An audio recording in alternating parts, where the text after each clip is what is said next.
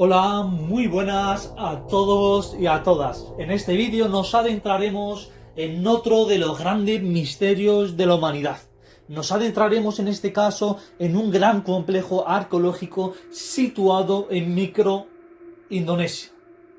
Estamos hablando de la misteriosa historia de Nan Madol. Nan Madol es, como he dicho, un complejo arqueológico ubicado en la costa este de la isla de Pohnpei.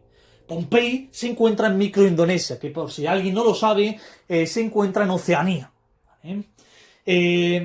Su nombre significa entre espacios, que ya como veremos no se trata de un mero nombre cualquiera, sino que se trata de un nombre que quiere demostrarnos el misterio que tiene esta fuerte historia que se presenta en la ciudad de Nan Madol. Constituye un conjunto que consta de más de 92 pequeñas islas, con una superficie aproximadamente de 60 hectáreas. Su vegetación es bastante frondosa, bastante salvaje, que ayuda y, como dicen muchos especialistas, ocultan el misterio en su seno. Pues vamos a comenzar a explicar esta historia, en qué se remonta, a qué tiempo nos tenemos que ir y cuáles pueden ser luego las posibles soluciones al gran enigma que encontramos en la ciudad de Nan Madol. Nos tenemos que remontar sin duda alguna al siglo XII, en donde llega al poder una dinastía, la dinastía Saud-Belur, y la dinastía Saud-Belur es una dinastía que jamás se ha visto. En ningún lugar se ha visto estos reyes, es decir, aparecieron de la nada. Y estuvieron en el gobierno de Nan Madol desde 1100, el siglo XII, hasta el siglo XVII, 1600.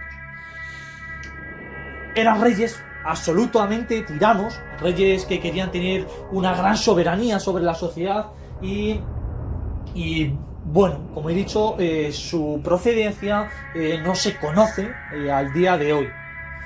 Pero bueno, no me quiero enrollar más en el contexto y nos vamos a empezar a explicar ese misterio, en qué consiste el misterio al enorme enigma que nos presenta este complejo arqueológico.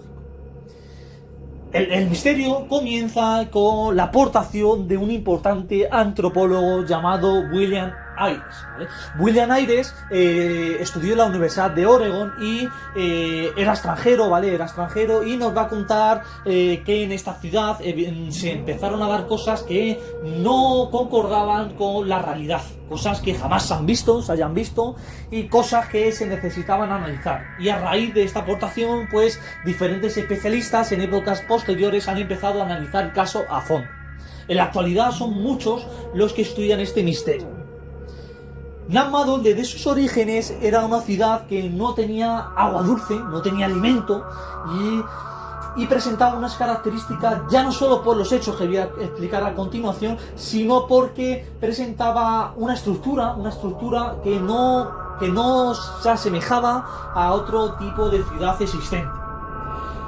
Eran ciudades cubiertas por grandes bosques, ciudades donde la sabana de todo tipo cubría los suelos. Aparte, como ya veremos, se dio una gran civilización bajo el agua. Pues bueno, ya sí que podemos empezar a explicar el misterio.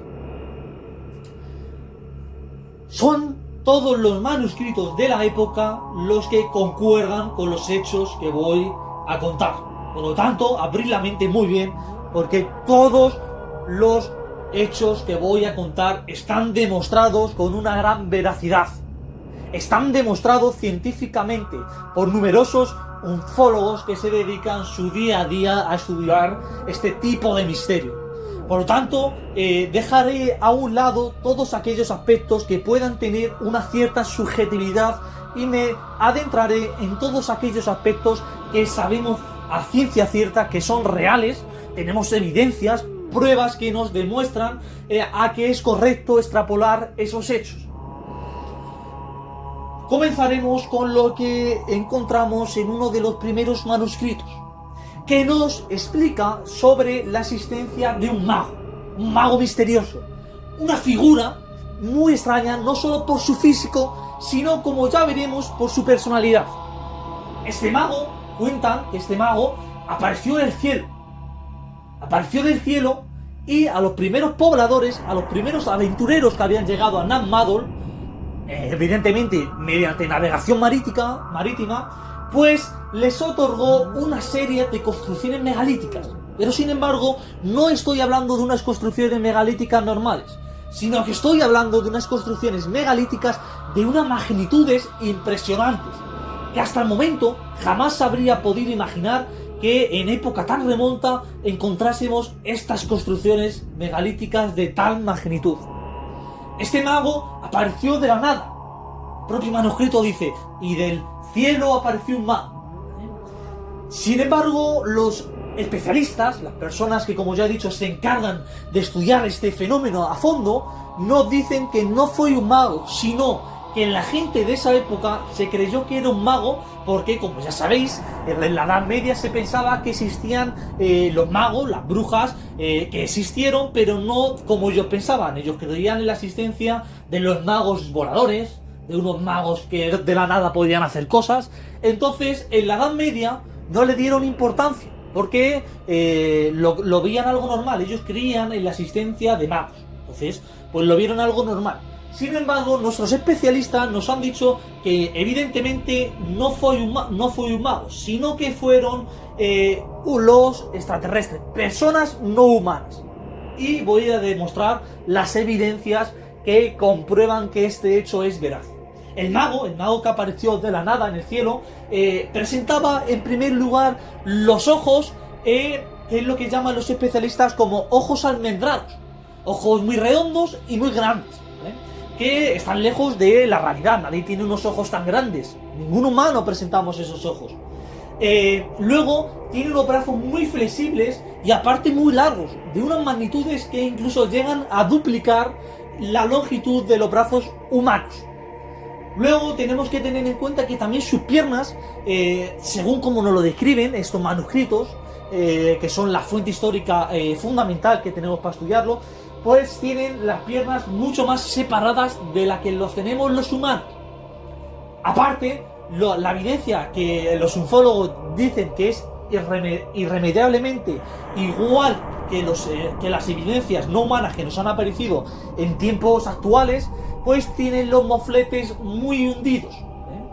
Y esto consideran los especialistas que es el rasgo que nos demuestran con gran veracidad de que se trata de los antecesores de las personas no humanas que nos están apareciendo en tiempos actuales. Cuando digo tiempos actuales me remonto desde mediados y fines del siglo XX hasta la actualidad, ¿vale? Además, el misterio va mucho más allá, porque los especialistas nos cuentan de que ya es evidente que esa persona que trajo las construcciones es algo no real, porque no se puede tratar de una persona humana y encima sería mucha casualidad que su aspecto sea exactamente igual que al de las personas no humanas que nos han aparecido en la actualidad. Pero el misterio va mucho más allá y muchos de vosotros en estos momentos os habéis podido preguntar, pero bueno, yo no me lo estoy creyendo. Imaginaos que alguien se propone viendo este vídeo que no se cree lo que estoy contando y puede preguntar, que sería correcta la pregunta, puede preguntar, los manuscritos pueden mentir y pueden contar que la presencia del mago era algo ficticio, porque en la Edad Media los relatos ficticios sobre magos, sobre seres mitológicos eran muy comunes. Pero sin embargo yo ahora voy a decir lo siguiente y voy a responder a esta pregunta. Y es que aunque la presencia del mago, del ser este que cuenta, no fuese real, en el hipotético caso de que no fuese real, sería también totalmente imposible de que pudieran traer las sociedades que habitaron en Nan Madol esas construcciones megalíticas, por dos razones fundamentales.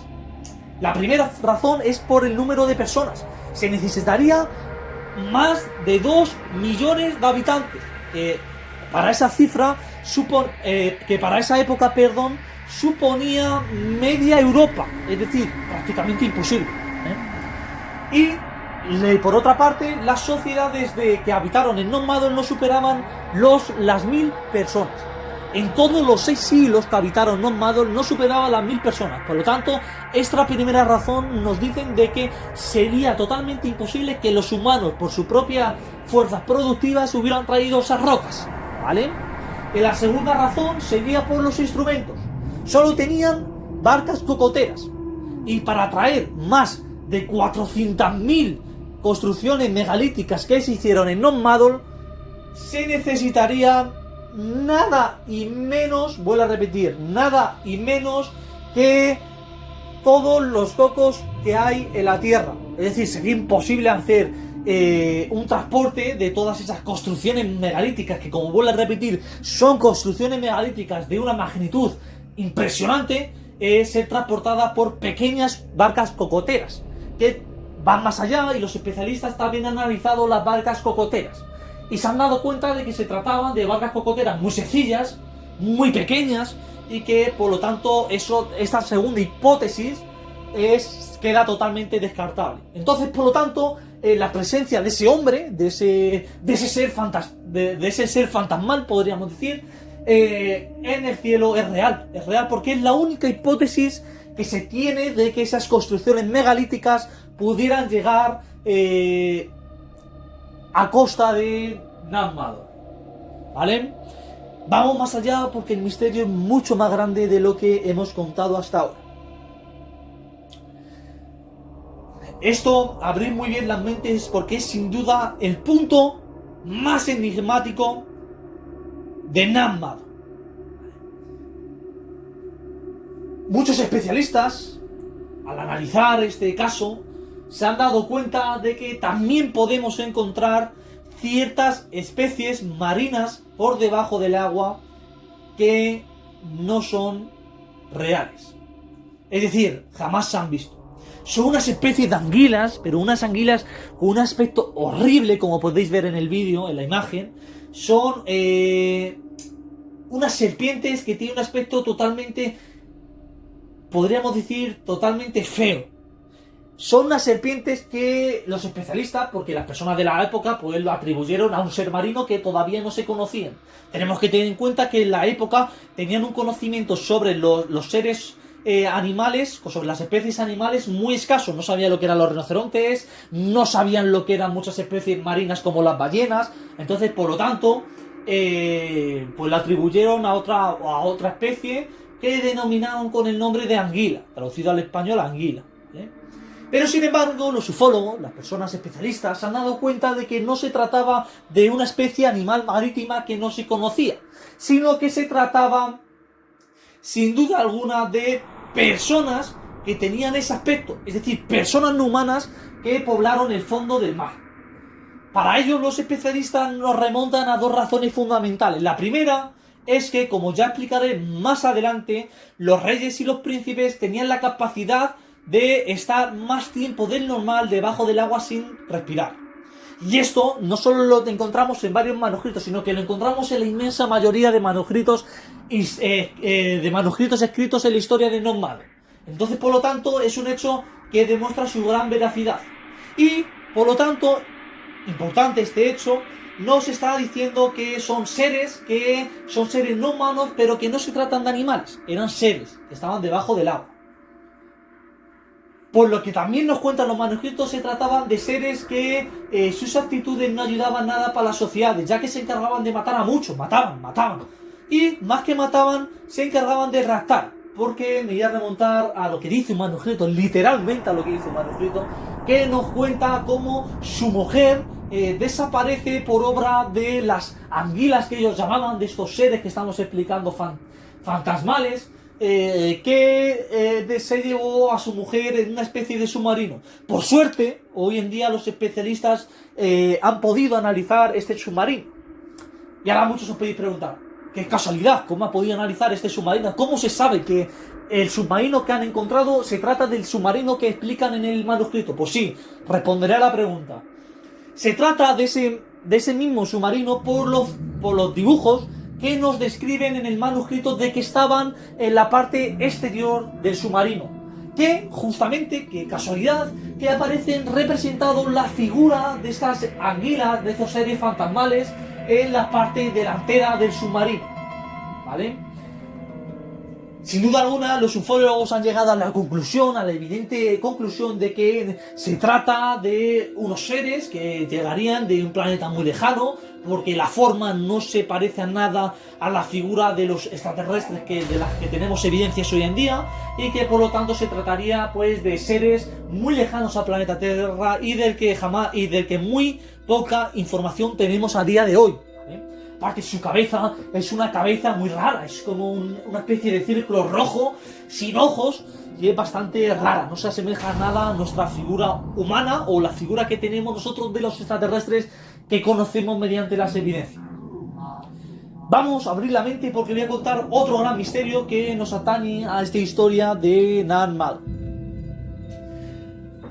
Son cada vez más los manuscritos que encontramos en Nag Madol que nos explican, que nos quieren describir diferentes hechos enunciados que demuestran que los reyes, los príncipes que habitaron esta historia de Nag Madol, los que estaban en el poder, no se trataban de personas humanas.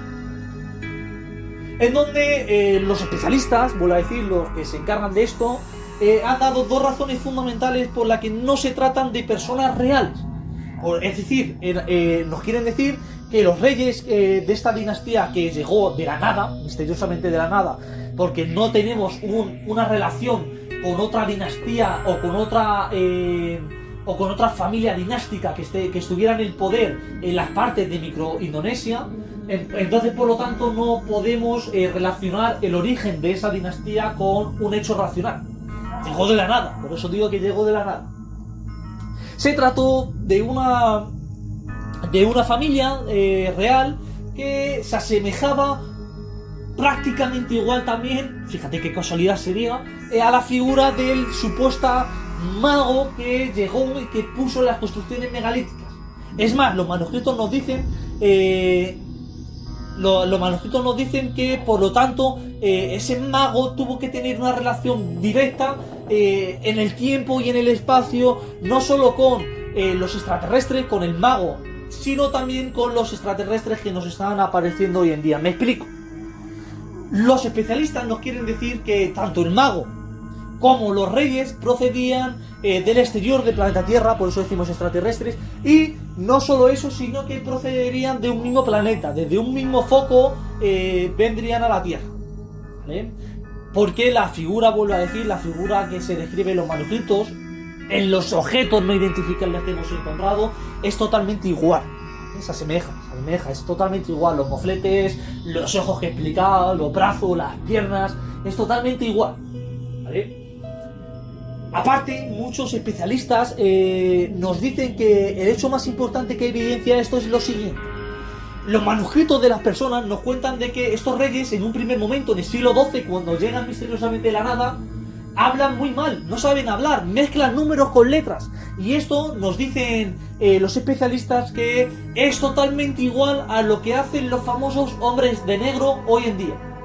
Para el que no lo sepa, los hombres de negro son los hombres que no se identifican, que dicen que van bajo el gobierno de la reina, y que el que ve hoy en día extraterrestres o objetos no identificables, pues se presenta ante estos hombres, que estos hombres se saben la dirección de la gente, no sé por qué, llegan y amenazan para que no salga a la luz lo que han visto y no se propague y se difunda la existencia de extraterrestres hoy en día, ¿vale?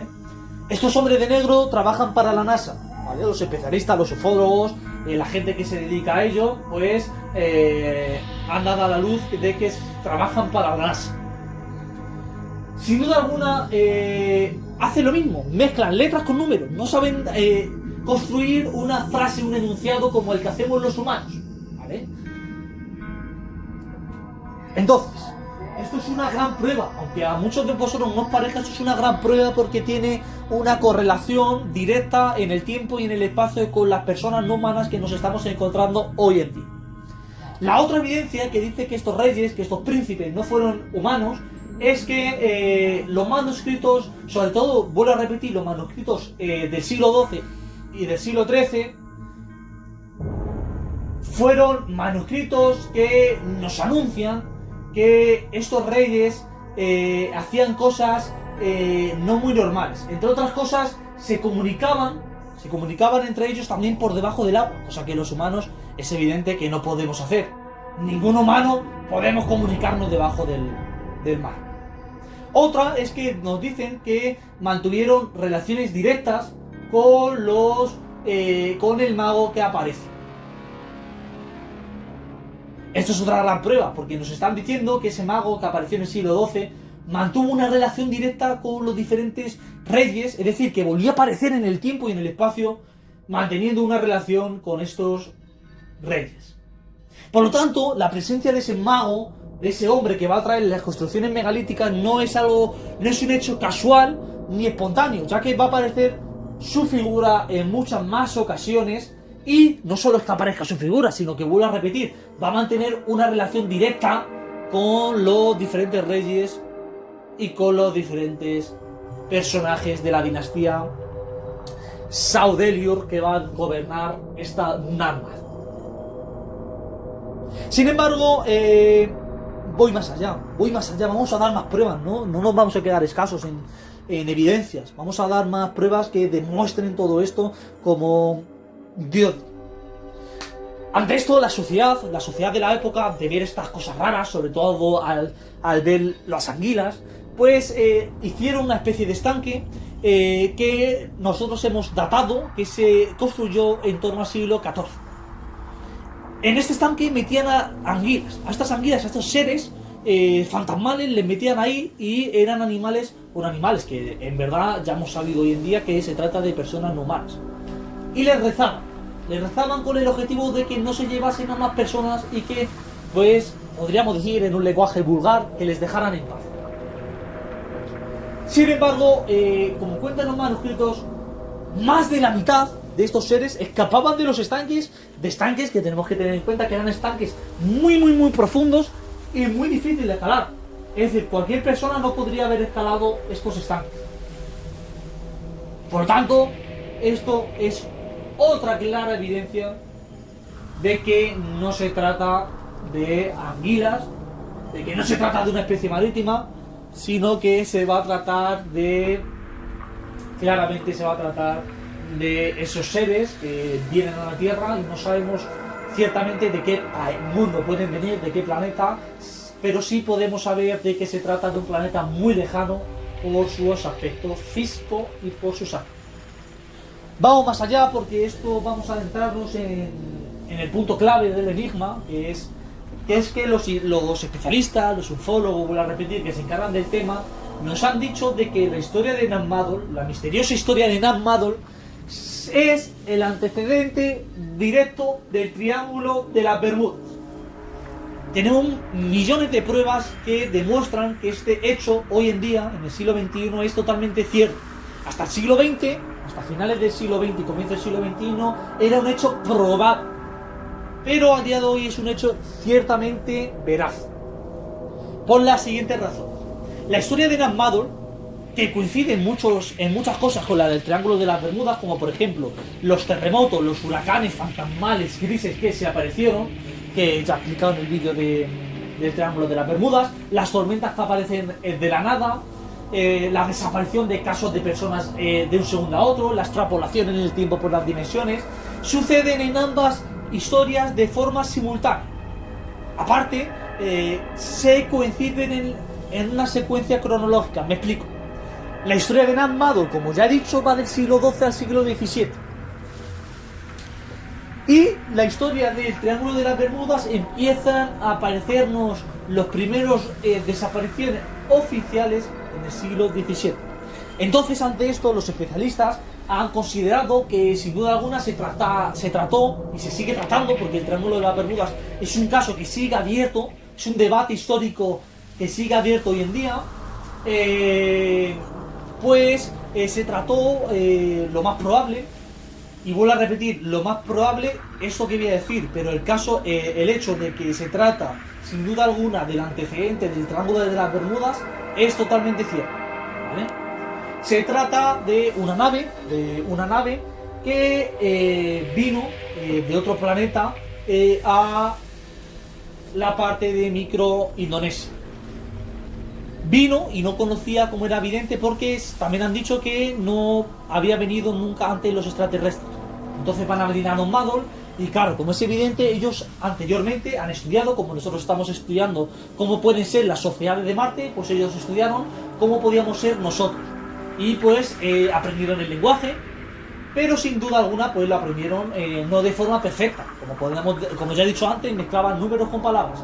Además, no conocían cosas evidentes que cualquier persona de la época hubieran conocido, y más un rey. Es que sería totalmente imposible de que no conocieran la existencia del agua dulce, que es que no lo conocían, de los cocos, no sabían lo que era un coco. Entonces esto nos da pruebas de que eran personas, eran seres que hasta el momento no habían existido en la Tierra, ¿vale?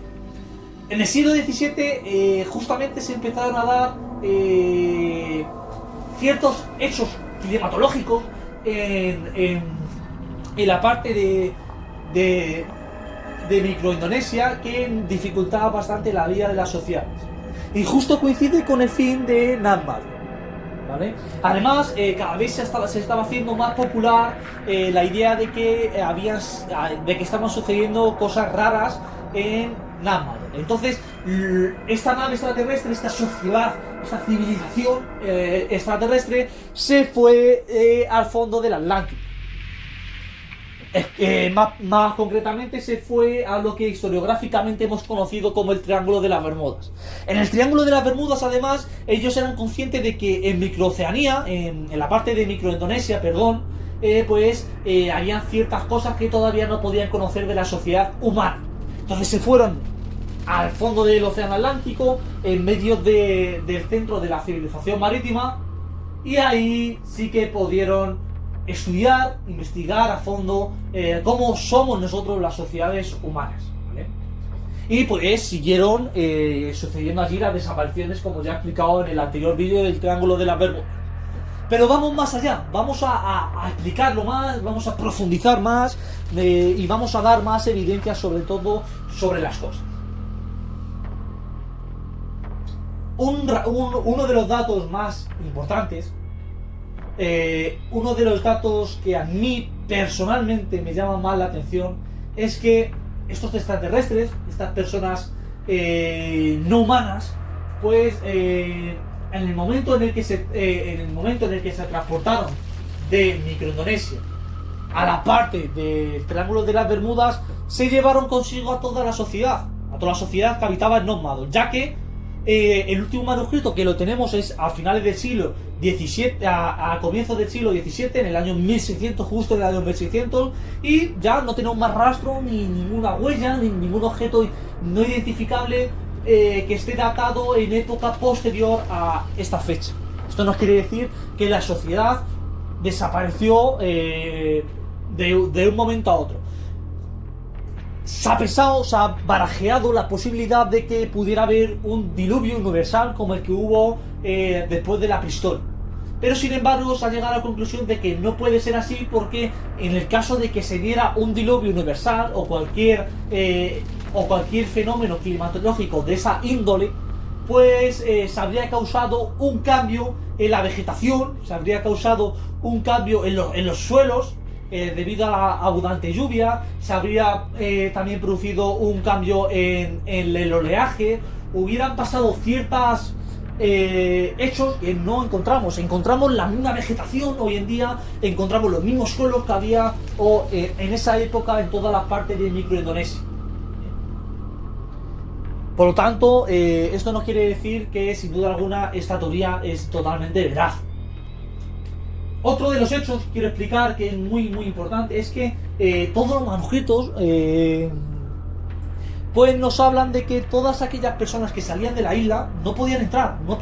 Por eso cuando se popularizó la noticia, muchos de vosotros podéis decir, vale, no me cuadra de que se hizo tan popular Non-Madol en la época, pero sin embargo no alcanzó más de los 1000 habitantes. Sí, es que nos cuentan que por ciertas circunstancias, algunos nos hablan de tormentas, otros nos hablan de huracanes, de terremotos, de hundimiento de barcos, de falta de cocos en ciertos lugares, pues nos dicen que era imposible llegar a Non-Madol. Muy pocos fueron los que pudieron salir y entrar de nuevo en Nammadol. Esto hizo que la noticia se popularizara, pero de cierto modo se popularizara de un modo manipulado, ya que solo se tenía la versión de 2, 3, 4 personas a lo sumo. Entonces pues la gente de esa época pensó que era mentira. Claro, si nadie sale de la isla y nadie me cuenta las cosas, es que es muy importante y no pudo ser lo que estaba sucediendo, ¿vale? Entonces esto sin duda es un hecho que está directamente relacionado con el de los triángulos de las Bermudas, ya que, como expliqué en el otro vídeo que voy a recordar, cuando se entra en el triángulo de las Bermudas se empieza a ver ciertas cosas, ciertos hechos que van más allá de la ciencia. Pues sucedía exactamente lo mismo siglos atrás en Nammadol, ¿vale? La historiadora Beatriz, que es la más importante y la que más se preocupó en el siglo XX de este tema del Triángulo de las Bermudas y Nammadol, explica claramente la serie de hechos que estoy diciendo. Cómo se puede extrapolar una idea de Nammadol a siglos posteriores a la historia del Triángulo de las Bermudas, ¿vale? La ciencia, el problema personalmente que pienso yo y muchos especialistas en la temática, es que hoy en día tenemos el concepto de que la ciencia humana puede abarcar todos los hechos. Sin embargo, como ya comenté en el vídeo del Triángulo de las Bermudas, cada vez se está tratando de tener un concepto de ciencia más general, que abarque más ideas, porque las cosas que muchos de vosotros podéis decir, son cosas paranormales, son cosas que a nadie sucede. Es mentira, se está demostrando que en la inmensa mayoría de personas, la inmensa mayoría de nosotros, suceden cosas, por muy pequeñas que sean, que no tienen una explicación. ¿A cuántos de vosotros habéis visto que se enciende una televisión que sin tocar el botón? Que pasa, que se abre una puerta, se cierra sin que nadie la toque. Ciertas cosas que no encontramos una explicación racional, pero que todavía se siguen investigando, se siguen barajeando hipótesis para no adelantarnos a una cosa que todavía no está ciertamente explicada. Ante esto yo tengo que decir, voy a hacer un hincapié, un breve tráiler de lo que explicaré en un vídeo que subiré en los próximos días. Y es que hoy en día los ufólogos, las personas que se especializan en el caso, están diciendo que en la vida de las personas cada vez se está haciendo más común oír ciertas voces de lo que historiográficamente han considerado como el ángel de la guardia. Ciertas voces que salen de la nada, o ciertos personajes que aparecen de la nada, no se les vuelve a ver y te avisan sobre un hecho y te ayudan, ¿vale? Para esto voy a remontar, tengo 2 pruebas. La primera prueba, vamos a hablar sobre lo que le pasó a un hombre, que se ha hecho muy viral, que él llevaba 4 años trabajando en una oficina en el centro de Madrid, ¿vale? Cerca de la glorieta de Bilbao. Y pues una mañana iba paseando, cogió el transporte público y se dirigió, como todas las mañanas había hecho durante los 4 años que estaba en el trabajo, se dirigió a la misma oficina. Por las mismas calles, nos cuenta el hombre que siempre cogía las mismas calles. Se encontró a un mendigo que jamás sabía, un mendigo que tenía una forma muy rara. Y pues le dijo que le diera dinero. Él se negó a darle dinero, le enganchó del brazo y le dijo que le diera dinero. Él le dijo, yo si quieres te invito en este bar a tomar un desayuno. Y le dijo que sí, le invitó a tomar el desayuno.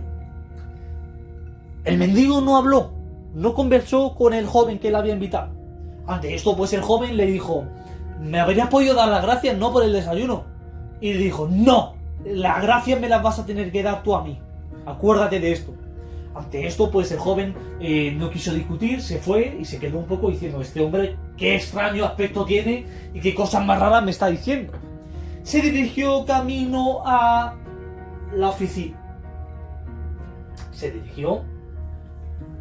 Entró a la oficina y justo escuchó una explosión muy fuerte. Una explosión que se oyó a centenares de barrios lejanos. Se trató del atentado más importante que hizo ETA en Madrid, ¿vale? Se trató sin duda alguna del atentado que nos hizo en 2002 ETA en Madrid. Sin duda alguna, el atentado, para ir más allá, sucedió en el bar donde él siempre iba a desayunar a la misma hora todos los días. Sin duda alguna se trata, por lo tanto, de una persona, de estas personas que cada vez son más comunes, que se les llaman los ángeles salvadores, que le salvó, es que evidentemente le salvó. Si no, él mismo lo dice con sus propias palabras, si no, yo estaría muerto. A la mañana siguiente, pues, él no podía pensar, es evidente que no ha podido dejar de pensar en esto. Y a la mañana siguiente, pues, se dirigió al trabajo igual, y pues preguntó a todo el mundo del bar, miró por todos lados por si se podía encontrar otra vez a este mendigo. Sin embargo, jamás se ha sabido nada de este personaje. Claro, él fue a la comisaría y contó los hechos. Y le hicieron que describiera al personaje. Y se hizo una copia robótica del mismo hombre, porque se acordaba del aspecto total. Y no coincide con el aspecto de los atentadores de ETA. Claro, si no, muchos os habréis podido decir, vale, es que a lo mejor se trataba del que hizo el atentado, del etarra. Pero sin embargo, no. Por dos razones. Una, no se ha encontrado ningún hombre que llevara a cabo el atentado que tuviera ese aspecto. Y la segunda es que, ¿por qué habría querido ayudar a ese hombre que no conocía de nada cuando tú vas a hacer un atentado que se cargó a centenares de personas? Sí, os voy a dejar este caso para que reflexionéis. Y antes de acabar, voy a contar, voy a hacer otro pequeño spoiler de otro caso que explicaré en el próximo vídeo. En este caso vamos a hablar de una famosa cantante, de una cantante soprana de ópera que tenemos en España.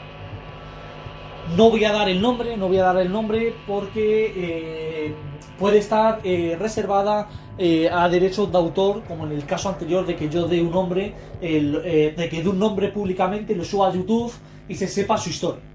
Pero en todo caso son historias muy virales. Vosotros podéis meteros por internet, poner en Google soprano que le pasó la voz del Ángel Salvador y os va a salir la historia, igual que si ponéis el atentado de 2002 de ETA, caso de voces premonitorias, y os va a salir, ¿vale? Esta famosa cantante soprano estaba de gira, y pues se dirigía de vueltas, se dirigía de Estados Unidos otra vez a su vivienda en España. En el aeropuerto ella había salido con amigas, porque se fue de gira con amigas, y en el aeropuerto oyó dos voces que nunca se ha sabido de dónde salieron, que la dijeron, no voy a decir el nombre, que la dijeron: tienes que irte, es importante, tienes que irte del aeropuerto. Ella pues dijo, bueno, cualquier loco que me ha podido hablar y me ha dicho, y más siendo yo famosa, y ha querido llamar la atención y me ha dicho esto. Ella se duchó, se arregló para cenar con las amigas en el aeropuerto, y volvió a repetirse la misma historia. Tienes que irte, por favor, vete, es importante. Estas son las palabras literarias que nos describe la importante cantante. Vete, la dijo. Ella pues no hizo caso, pero sin embargo una voz en el inconsciente de ella misma dijo, y si es verdad, y si se trata de alguien que me está comunicando de algo que va a pasar. Antes de las 12 de la noche se volvió a repetir la misma voz. ¡Vete! Así, muy fuerte, con una actitud nada normal, porque es que tampoco era de alguien. Ella describe la voz no de alguien lejano a ella, sino que la voz sería de alguien, no la identificó evidentemente la voz, pero que ella describe como si la voz la conociera desde siempre. La llamó hasta por su apodo.